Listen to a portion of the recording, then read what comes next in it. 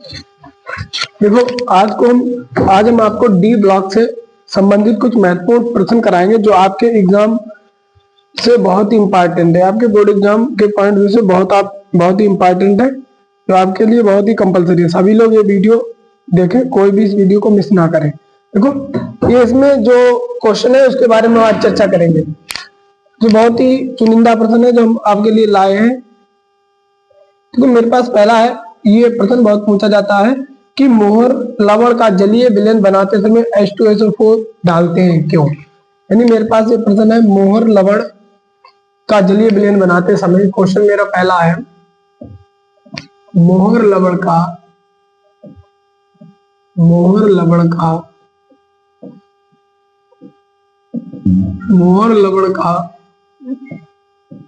जलीय विलयन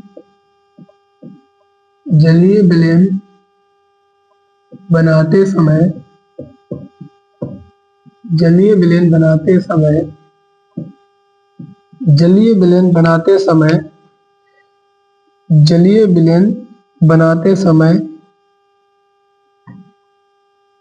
जलीय विलयन बनाते समय तनु H2SO4 डालते हैं क्यों। तनु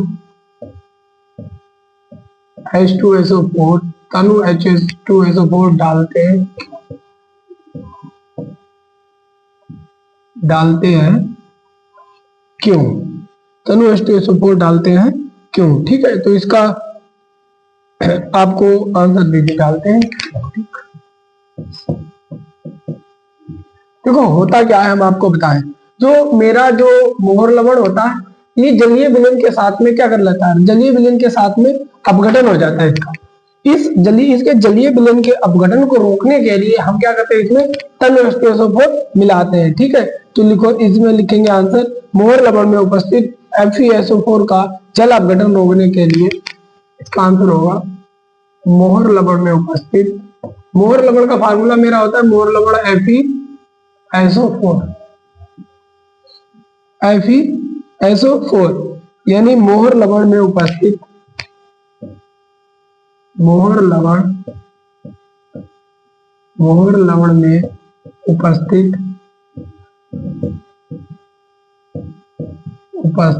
जलीय विलयन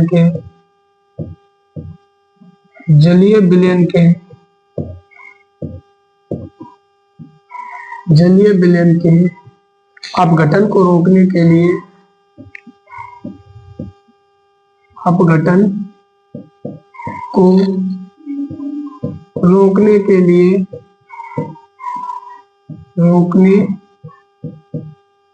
लिए तनु H2SO4 मिलाते हैं। तनु H2SO4 मिलाते हैं।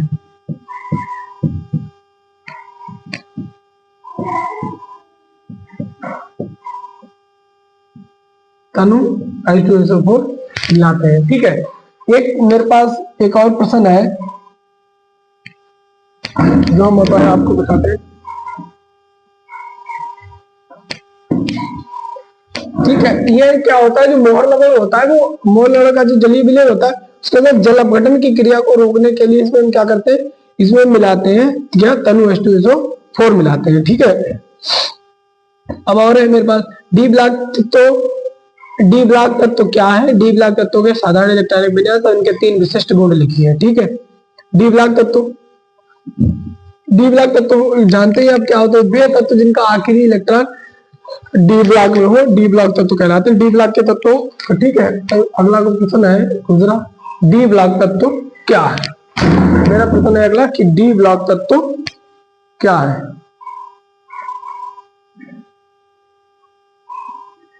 डी ब्लॉक तत्व क्या है। ठीक है, अब देखो डी ब्लॉक तत्व में होते हैं। ठीक है, डी ब्लॉक तत्व क्या है, यानी डी ब्लॉक तत्व का डी ब्लॉक तत्व क्या है, डी ब्लॉक तत्व क्या है। ठीक, वे तत्व जिनका इलेक्ट्रॉनिक विन्यास सामान्य इलेक्ट्रॉनिक विन्यास, या ऐसे लिख सकते हैं डी ब्लॉक तत्वों का सामान्य इलेक्ट्रॉनिक विन्यास, डी ब्लॉक तत्वों का सामान्य इलेक्ट्रॉनिक विन्यास सामान्य इलेक्ट्रॉनिक विन्यास निम्न। क्या है इनका सामान्य इलेक्ट्रॉनिक विन्यास? जो क्या होता है मेरा, हमने आप लोगों ने पढ़ा होगा क्लास में, हमने आपको पहले पढ़ाया भी था। इनका क्या होता है, n-1 d 1 to 10 and ns2, n-1 d 1 to 10 into ns2, ठीक है, होता है इंटू ns2। अगर किसी तत्व का सामान्य इलेक्ट्रॉनिक विन्यास इस कंडीशन में प्राप्त हो रहा है तो वो क्या हो, डी ब्लॉक तत्व कहलाते हैं, ठीक है। और इनका जो अंतिम, अर्थात इन तत्वों का अंतिम इलेक्ट्रॉन डी उपकोष में प्रवेश करता है, ठीक है। इनके गुण क्या है, इनके लक्षण क्या है, इनके जो गुण है महत्वपूर्ण, इनका सबसे पहला अच्छा गुण है परिवर्ती आक्सीकरण अवस्था प्रदर्शित करना। ये क्या करते हैं, परिवर्ती आक्सीकरण अवस्था प्रवर्तित करते हैं। परिवर्ती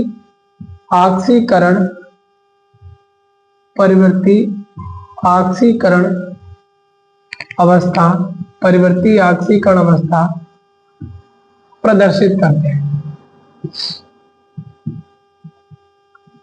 परिवर्ती आक्सीकरण अवस्था प्रदर्शित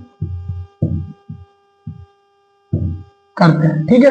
एक ये गुण हो गया। और दूसरा क्या है, इनका दूसरा गुण लिखेंगे हम। इनका दूसरा गुण क्या है, रंगीन यौगिकों का निर्माण। कैसा होगा, दूसरा गुण होगा रंगीन यौगिकों का निर्माण। रंगीन यौगिकों का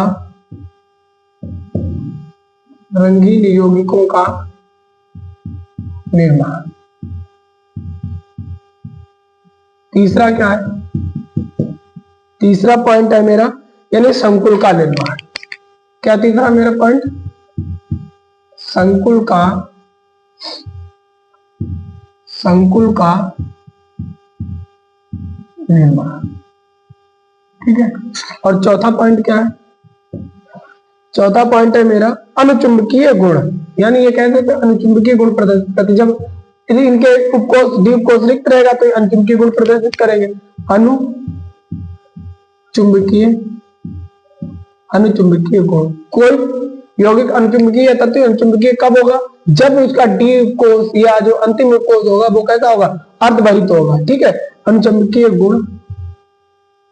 और पांचवा जो मेरा लास्ट है गुण, वो क्या है, उत्प्रेरक गुण। यानी ये अच्छे उत्प्रेरक होते हैं। उत्प्रेरक गुण जैसे Ni, TCU, ये कैसे होते हैं, निकिल, कॉपर, ये अच्छे उत्प्रेरक का कार्य करते हैं, ठीक है। तो यानी ये उत्प्रेरक के गुण भी प्रदर्शित करते हैं, ठीक है। और मेरे पास और प्रश्न भी है, हम आपको दिखाते हैं अभी। देखो मेरे पास अगला प्रश्न है कि Cu आयन लवण रंगीन है और जबकि Cu2+ आयन लवण रंगीन है, क्यों? ये प्रश्न बहुत पूछा जाता है। ये प्रश्न जो है मेरा, ये बहुत पूछा जाता है।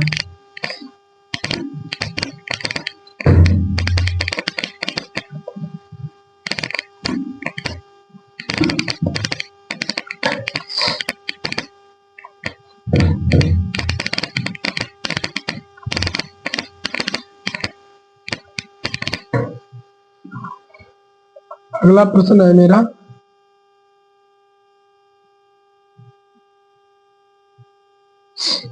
अगला प्रश्न, Cu+ आयन लवण रंगीन है।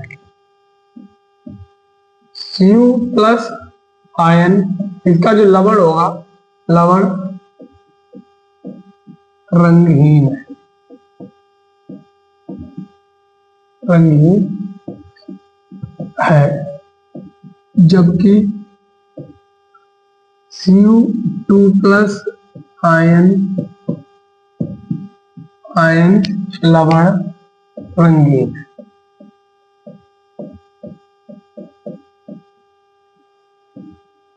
रंगीन है क्यों? इस पे देखो हम चर्चा करें। Cu+ आयन लवण रंगीन है क्यों? देखो इसके बारे में हम चर्चा करेंगे, ऐसा क्यों होता है। अब देखो हमें पता है कि कॉपर का जो लास्ट, इसका आंसर होगा, कॉपर का जो लास्ट इलेक्ट्रॉनिक विन्यास होता है वो क्या होता है, 3d10 और 4s1 होता है, ठीक है। अगर हम Cu+ का निकालेंगे तो Cu+ का क्या होगा, 3d10 4s0। अगर Cu2+ का निकालेंगे तो कितना होगा, 3d9 और 4s0, ठीक है। अब देखो यहाँ अब देखो यहाँ पर Cu प्लस में देखो, इस कंडीशन में Cu प्लस में देखो, Cu प्लस में इसका जो डी कोष है, डी कोष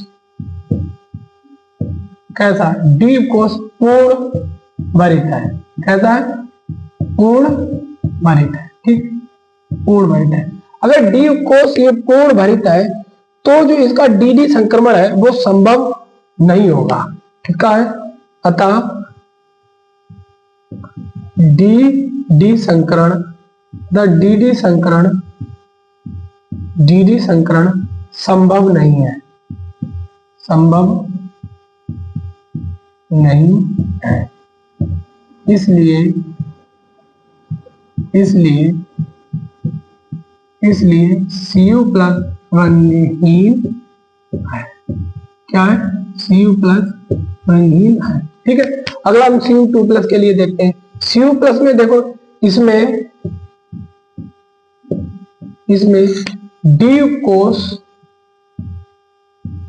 डी कोष अपूर्ण है। कैसा है? अपूर्ण है। अतः इसमें डी संक्रमण,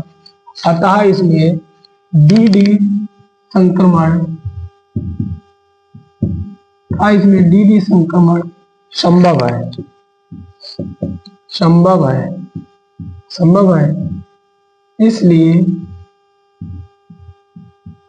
इसलिए यह रंगीन आयन लवण है। ठीक है, ये अंतर पता चल गया। ये रंगीन क्यों है? वो रंगीन, ये जलीय होगा और ये होगा रंगीन होगा। ठीक है, ये अंतर पता चला। ये प्रश्न बहुत पूछा जाता है, Cu प्लस आयन लवण रंगीन है, और जबकि Cu2 प्लस आयन लवण रंगीन है, क्यों? ठीक है, अब मेरे पास कुछ क्वेश्चन है, क्या होता है जब ये रिएक्शन वगैरह पूछी जाती है इस पार्ट से, ये इसमें से हम जो करा रहे हैं, आपको 1-2% बोर्ड एग्जाम में 100% मिलेंगे। ये जहां तक है ये Cu प्लस वाला ही मिल जाए आपको, Cu प्लस वाला, या जो देखो डी ब्लॉक तत्वों के जो रासायनिक गुणधर्म है, ये तो आपके जरूर कहीं ना कहीं पर काम आने वाले हैं बोर्ड एग्जाम में। ठीक है, अगला मेरा प्रश्न है, क्या होता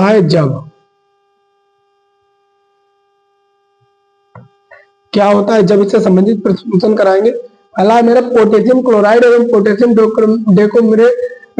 डाइक्रोमेट के मिश्रण को शांत सल्फ्यूरिक अम्ल के साथ गर्म करते हैं। ठीक है, पहला पोटेशियम क्या होता है जब, क्या होता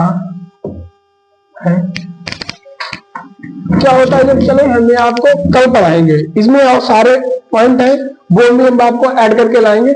आप आज तक के लिए इतना ही काफी। आप लोग ये क्लास बिल्कुल ना मिस करें, अगर आप मिस करते हैं तो आपका बहुत ही ज्यादा बोर्ड एग्जाम के लिए नुकसान होगा।